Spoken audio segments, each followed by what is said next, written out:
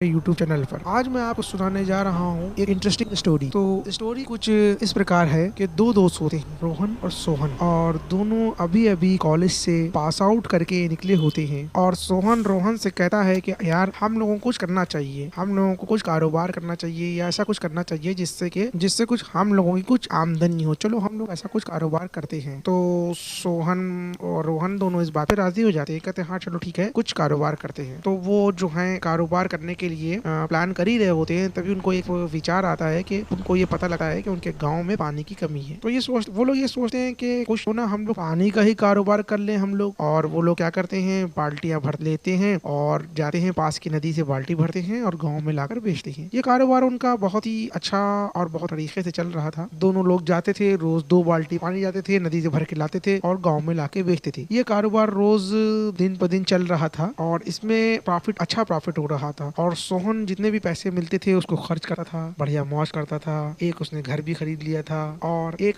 गाड़ी भी खरीदने की प्लानिंग कर रहा था सेकंड हैंड। और कुछ दिनों बाद उसने एक गाड़ी भी खरीद ली और सोहन बोला कि मेरी लाइफ तो सेट हो गई है। और दूसरे लोग सोहन को देखकर कहते थे कि वाह क्या जिंदगी है सोहन की। और वही रोहन अपनी सिंपल लाइफ में जिया करता था और सारे लोग सोहन को देख के कहते थे कि देखो सोहन की लाइफ कितनी अच्छी है। और एक दिन सोहन के पास रोहन आया और बोला भाई हम लोगों को कुछ करना चाहिए। सोहन बोला क्या कह रहे हो, हम लोग कुछ कर ही तो रहे हैं। हम लोग क्या कर रहे हैं, हम लोग काम कर रहे हैं, हम लोग की जिंदगी बढ़िया चल रही है। हम लोग संडे को छुट्टी करते हैं, आराम से सोते हैं, लेटे हैं, घूमते हैं, सब कुछ करते हैं। तो रोहन बोला नहीं ऐसा नहीं है।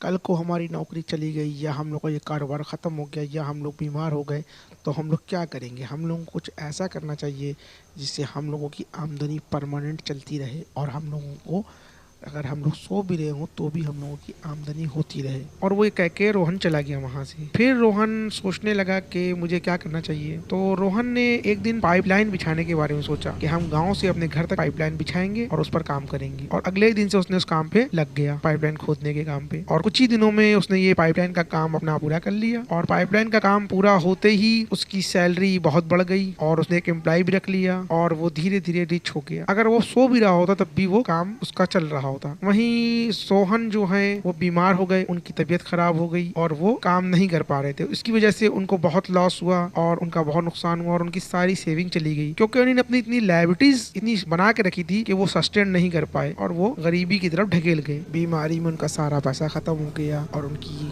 कार की ईएमआई, घर की ईएमआई, ये सारी ईएमआई उनको अंदर ही अंदर तोड़ दे रही थी। उधरी सोहन बेहतरीन कमा रहा था और वो जब सो भी रहा होता था तब भी वो कमा रहा था। और उसने 2 लोगों को भी रखा है अपने पास, हायर किया है इसी के लिए, जो उसकी पाइपलाइन की देखभाल करते हैं उसके ना होने पर भी। तो ये कहानी मोटिवेशनल स्टोरी है, बहुत ही अच्छी और इंटरेस्टिंग, जो मैंने आप लोगों को सुनाई है। इस कहानी से हमें ये शिक्षा मिलती है कि अपने खर्चे हमेशा कम रखो और नई नई इनकम के बारे में सोचते रहो।